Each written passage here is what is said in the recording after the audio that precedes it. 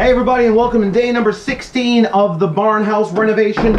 And so John Dewart was here over the weekend and we were able to get the staircase in completely. We were also able to do a lot of other little things and just sort of sealing up that space and weatherizing it, because that's important. And I just thought before we did our little tour, I'd take a moment and I'd just kind of go over what the whole Barnhouse renovation is all about. Because everybody knows the New England barn, that's my wood shop, that's our workspace that Colored Spots owns and we work out of. And then the New England farmhouse, and so that was attached to the New England barn. It was attached by a, well, very sketchy staircase that kind of led from the first bay that we've been doing all of our work into the farmhouse. And so we've blown that staircase out, and this whole Barnhouse renovation project is about taking that first bay and making it feel like part of the farmhouse, but not as living space. It's going to become workspace, because the second floor above that first bay has been all enclosed, and in enclosing it, we're going to insulate it, we're going to drywall it, and we're going to turn that into an art studio. And so Liz is going to be up there and she's going to be doing all of her creations, and hopefully she's going to get a little less camera shy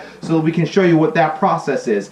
In the meantime, well, let's check out what happened this weekend. I promised you I would get some videos of John, and I did manage to sneak some GoPro videos in, so we're going to just kind of cut to that as we get around. And the other thing we managed to do is we managed to get some doors in. We managed to get some walls up, and we managed to really sort of start sealing off this envelope so the heat is staying in here. So the big problem we had was there was such a temperature change and humidity change in this room that really wasn't practical to work in it. So now we're sealing it all up, and we're putting some studding in here just so that we can level these walls, because the walls aren't level.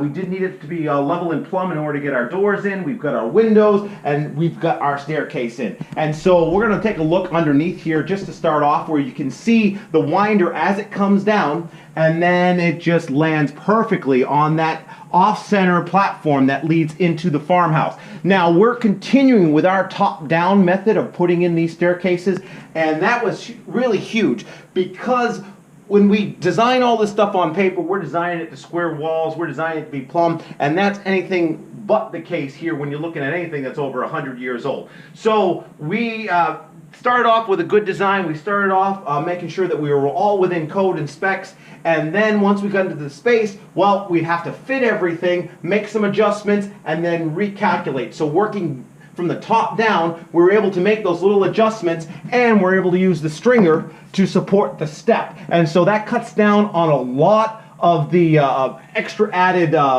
wood, or just those wood stringers that you would normally see, and it gives us a much wider space here, because we're really into optimizing this space. And so now that we're all done and in place, making those little tiny adjustments allowed us to get to the very bottom with less than 1/8 of an inch difference in step. And that is perfect. It's really hard to do, and as I've said before, if you have a staircase to do and you've never done it before, you got to make sure you're doing it to your local building codes, and, well, you should really consult someone who's done it before, because it's no easy task. So with that disclaimer, let's walk it up. So we're going to walk up from the very bottom here. We're going to come to our landing, and the landing has been finished. We got a little piece of plywood on it right now to protect it, but it's got the same wide barn boards with the cut nails that we did before. Here's a couple pictures, and a couple pictures with John putting them in.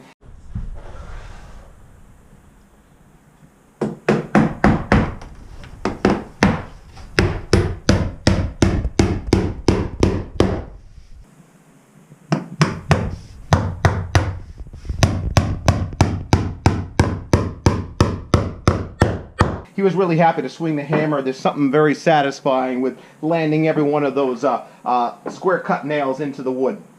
And once we're here, well, we got our landing, and then we got our final walk up here with our turn into the room, including our bull nose that we put in just to match the stairs and level up, and then it just ties in all the floorboards and make sure that we're not getting any wiggle out of the way. Now that we're up here, you can kind of really see things starting to form up. We've got another door over there. We got a window. We're trying to keep it really nice and airy. We've got our knee wall here, and so this is going to be straight down with drywall once it's it's all said and done. And then in here, we're going to get a nice long countertop that's going to go from one edge all the way over to the other. It's going to cover up the doghouse we have here, which is the headroom for that. And we'll just get a wood top on there, maybe put a cabinet in, but make sure that we can actually use that space. And probably have a slop sink up here because that's important, particularly with all of the painting stuff that Liz likes to do. So that's where we're at. End of day number 16. Things are coming along quick. It's a lot easier now that we're not climbing ladders and jumping around. We can just sort of walk up the stairs. And the next step is really to seal those stairs, well, stain and seal them so that we don't end up ruining them or grinding in the dirt. And then once that's done, well, we're going to continue with our insulating up here. We're going to insulate the roof. We're going to insulate the walls. And a lot of that insulation is already starting to come in.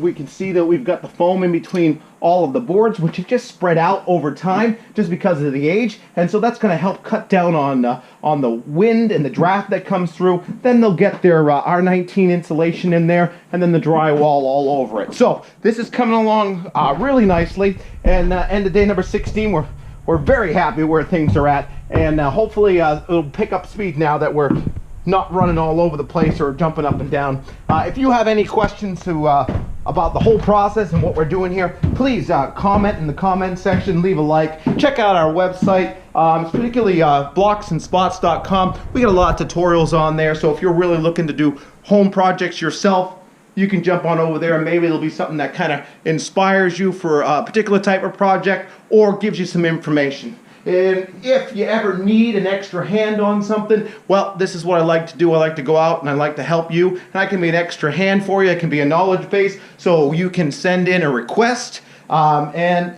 If I can't do it, I can't help you, I'm more than happy to find somebody who can. So it's always just a great spot to get some information. That's it. Leave a like, subscribe, jump over to YouTube. That's where we're really getting all of our information from, and we're giving back a little bit. So we appreciate your help. We appreciate your subscriptions, and then just sticking with us on all these fun little projects we got going on. So, well, I'm going to keep posting as this comes along, so check back and see where we're at next.